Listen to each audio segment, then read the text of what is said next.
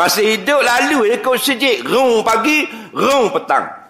Orang kata, pok dara mu ni. Pok dara ambo tu. Kau sibuk siapa tak mari sejik. Kontraktor besar tu. Kelas IE tu.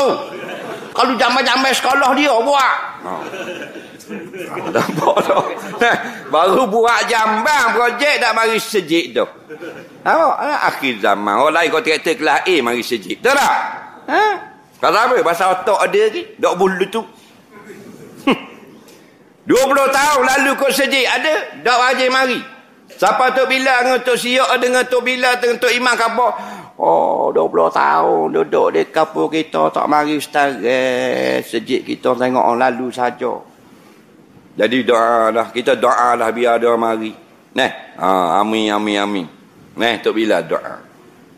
Esok kan mari selalu pasal. Gerak berhenti sejik. Tok Bila kata, Tok Imam, mari dok setara tu. Dia, kita duk doa semalam tu lah. 20 tahun tu tak mari sejik. Tu mari dah. Tok Imam kata, Alhamdulillah. Makbul masih mulutmu Tok Bila. Ingat mari semaya berhenti berok nak. Berhenti berok sejik. Dok dang balik rumah. Lagi. Jadi tempat tok tahi dia sejik ni. Tu tak? Kurang ajar punya orang.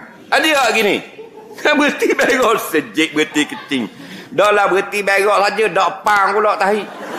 Pang lagi nyusah pula Tok Imam ni jiru. Pang tak? Berat. Kalau gitu kuci kat luar. Mari berok saja, kuci kat luar jambel. Cuah seming kat atas. Tak biar mampu terus.